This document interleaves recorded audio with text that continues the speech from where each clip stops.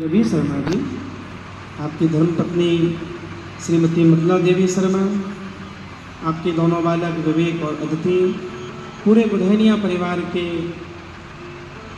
मंगल की भगवान श्री हरि से प्रार्थना करते हुए आज द्वितीय दिवस की कथा में हम सब प्रवेश करते हैं। तो कल जब हमने कथा के महात्म को श्रवण किया तो कथा के प्रारंभ में यह आया कि इस कथा को श्रवण करने से प्राप्त क्या होगा। तापत्रय विनाशाय श्री कृष्णाय वयं नमः। श्रीमद् भागवत कथा श्रवण करने से तीनों प्रकार के तापों की निवृत्ति होती है। वह ताप चाहे दैहिक हो, चाहे दैविक हो, चाहे भौतिक हो। और भगवान की कथा को जो श्रवण करता है वह स्वयं का तो कल्याण करता ही है, अब तो इस कथा को सुनकर पितुर मातुष्य भार्याया कुल पंक्ति सुता, तीन कुल तरते हैं। पिता का कुल तरता है, माता का कुल तरता है, और तीसरी बात है भार्याया। यह कथा पत्नी के कुल को भी तारने है।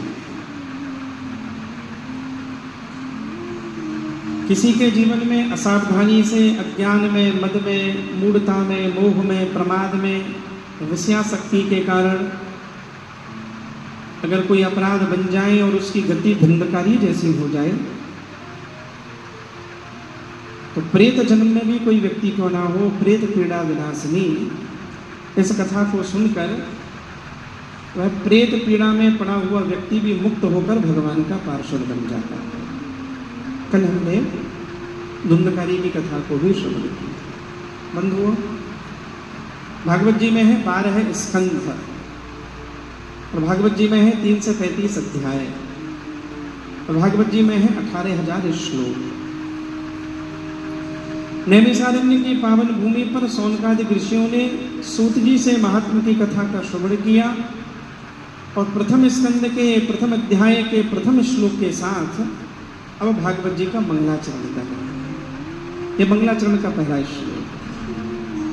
जन्माद्यस्य यतोऽन्वयादितरतस् चार्थे स्वविज्ञस्वराट् तेने ब्रह्महृदाय आदिकवये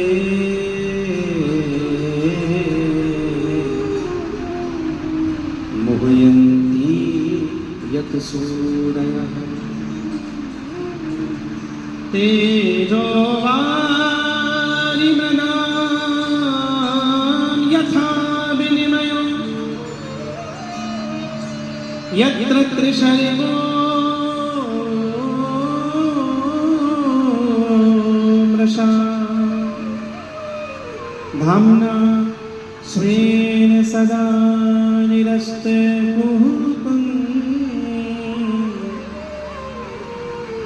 सत्यं परं धीमहि। सूत जी महाराज मंगलाचरण कर रहे हैं।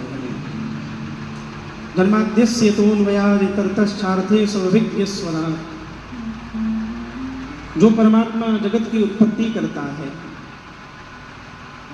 जो परमात्मा जगत का पालन करता है और अंत में प्रलय होकर यह संसार जिस परमात्मा में लीन हो जाता है, संसार के कड़कड़ में जिसकी सत्ता व्याप्त है, जो सर्वत्र विद्यमान है, जो दिखाई नहीं पड़ता तो भी उसकी सत्ता है,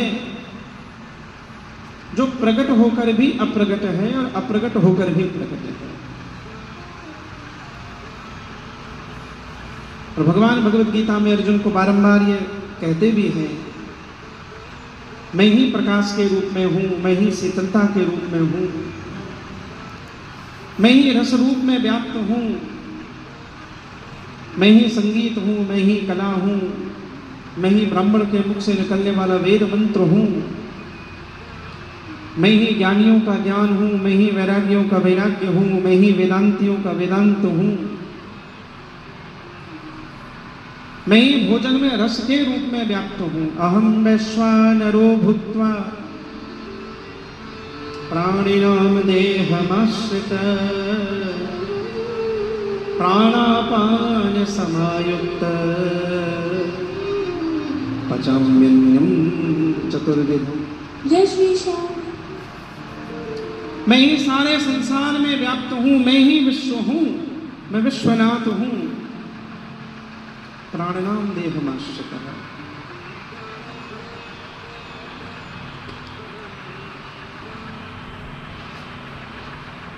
प्राणिनाम देहमाश्रितः।